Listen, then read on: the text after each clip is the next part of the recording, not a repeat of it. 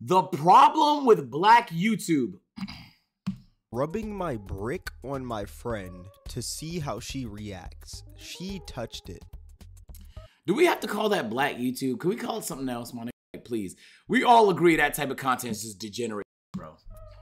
What the fuck? There's a problem with YouTube, specifically black YouTube. Black YouTube sucks. When it comes to black YouTube, I feel like there's two sides. There's one side with these amazing content creators like Corey X Kenshin, Verleezy, AMP, RDC, and many others. And then you got this other side with these creators that don't care about their content at all. All they care about is the money that comes with YouTube, and all their videos are just based around sexual things. One side is like that homemade burger that takes hours to make, and the other side is like that $2 McDonald's burger that tastes good for about 5 minutes, but the next day you feel like absolute.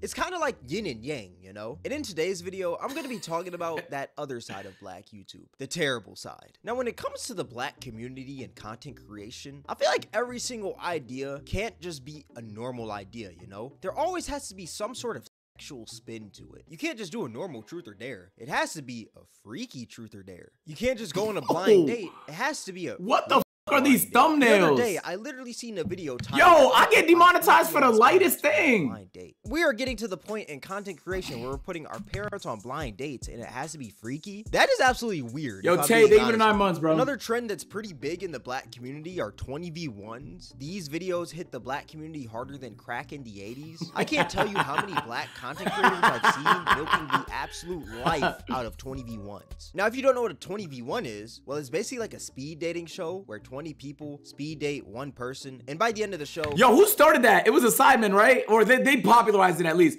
Who started that idea, my nigga? Jubilee? King Sid. Nah, Simon were doing it before that, no? King Sid was doing a smasher passes, if I'm not mistaken.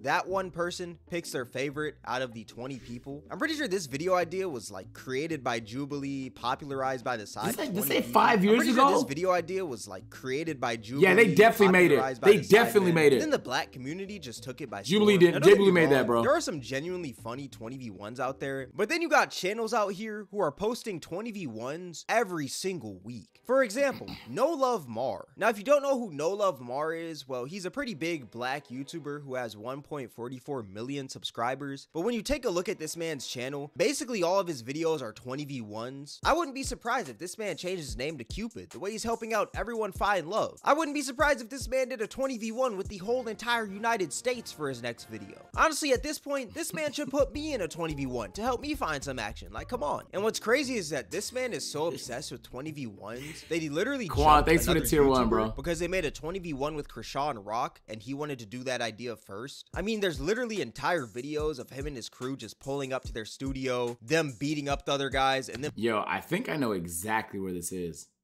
Taking the camera and the footage so it doesn't get uploaded to YouTube. Number one, what happened to Shame? Who genuinely wants to speed date the snaggletooth demon Krishan Rock? That woman is literally the embodiment of a Neanderthal. And number two, why are you out here jumping other YouTubers because they're about to upload an idea before you? Just be more creative and make something other than 20v1s, and maybe you wouldn't have to resort to jumping people because they make the same style of content as you. Imagine if Moist Critical got to a topic before me and I fought him because of that. Isn't that the stupidest thing ever? Like, it just doesn't make sense at all. And what's even worse is that before every 20v1 that this man does, he promotes this scam where apparently you're supposed to get $750 Cash App from clicking the link in the description, but you don't. It just takes you to one of those sites where they have you fill out all of those tedious surveys and you get nothing from them. I mean, there's literally entire videos on YouTube exposing these scams. He gets the money because he gets paid from people clicking the link, but you as a viewer, you get nothing because, I mean, why would Cash App just give you 700? I'm gonna be honest, part of being a content creator is just accepting the fact that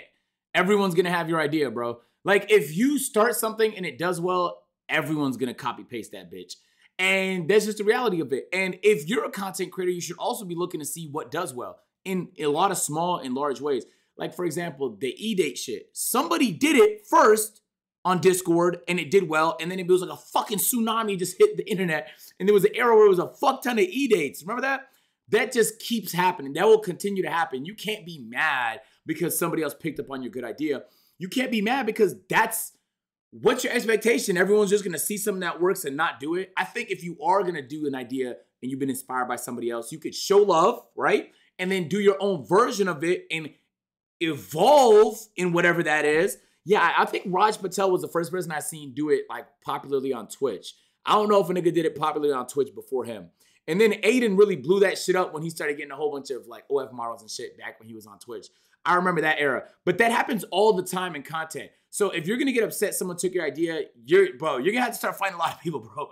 You're gonna have to start fighting a lot of niggas. At the end of the day, some niggas are very unoriginal and will completely steal ideas, have no originality, no creativity, and all they do is steal. Facts, those people exist. You cannot stop those people. Those succubuses, they will not last long on the internet anyway, my nigga. They will have their moment and they'll fade away because this is not what they're built for regardless. You need to be creative to survive on the internet, period. So pulling up and fighting them you don't need to do that. $50, they would be broke if they just decide to do that. It just shows how greedy of a YouTuber this man is, but I'm pretty sure that was already pretty evident. You also have this other YouTuber right here named Real X Sean, and basically a bunch of his videos are just 20v1s. I mean, nothing really else. But this man also— Did I just see Punga? And basically a bunch—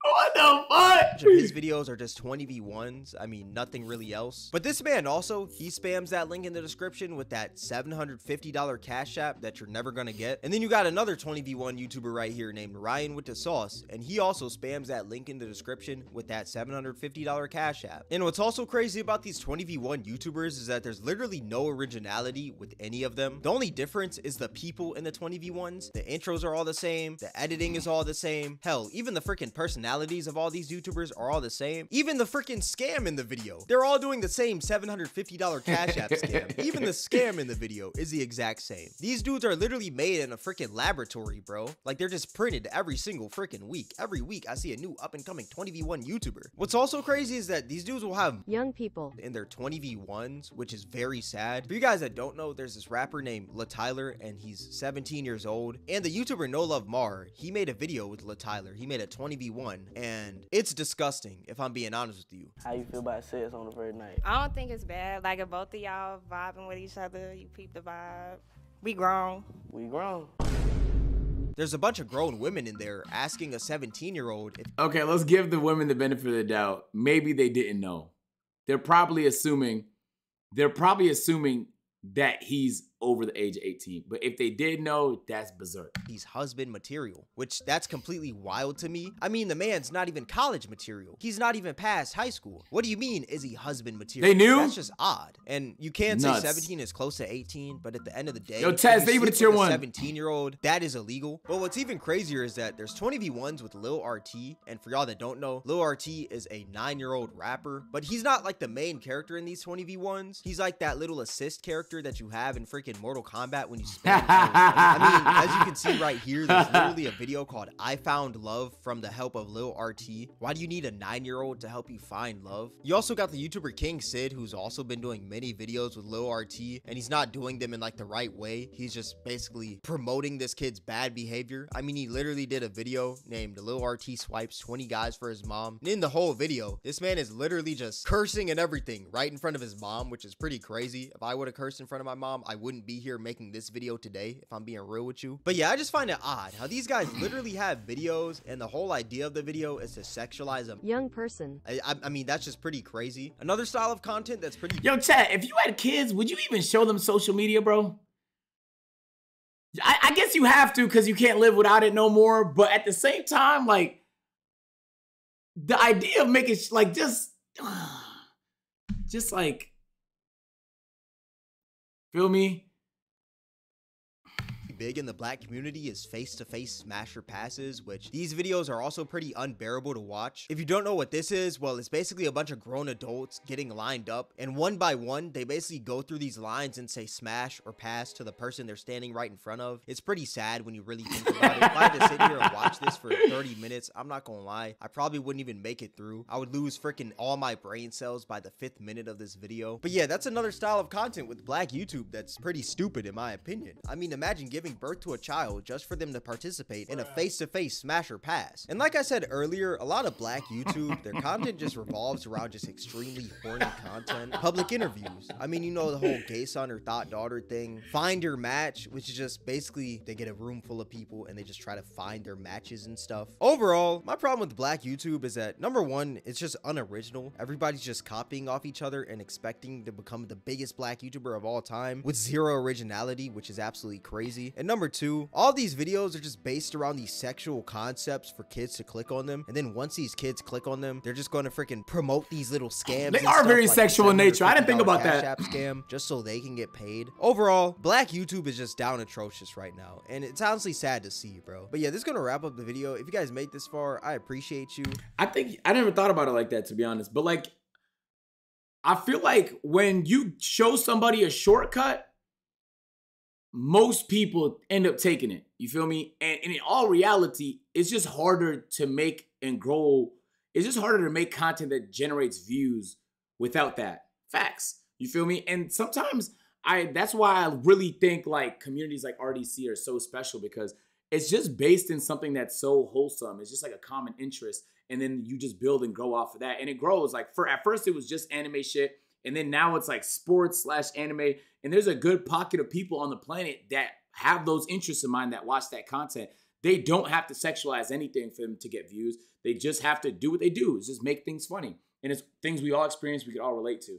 So I don't know. At the end of the day, bro, I just try, instead of like, these like meta think pieces are nice to think about, but I always think, okay, what could I do? If I don't like some shit, what could I do to make a difference? And then I just do that shit on my own, bro. Because, feel me? So if you don't like the content, then you don't have to watch it. The reality is the reason why all these carbon copies of the same idea popped up is because it worked. The shit was really, like, the shit worked. It got hella views, bro. So all you have to do is stop giving something attention for it to die out. They're not doing it because they're passionate about 20v1s. They're doing it because they think it's going to get hella views and make them a lot of money, bro. So anyway, besides the point, there is some like repetitiveness and stuff like that. But I think when you think about things in terms of like black YouTube, I think overall we're in a pretty good spot, bro. I think there are some pretty dominant black content creators on Twitch and on YouTube and on all different platforms that are doing good things. So at least now when people look at us, you feel me, they don't think like they don't think the worst, you feel me? That's bad, bro. Bro agent, I guess I have to go for video Travis. though. Oh, so you like the video. Boom. You're gonna like that one too, man. Go ahead, just. Bro, click the video. What the? Bro, that's what I be saying. Like,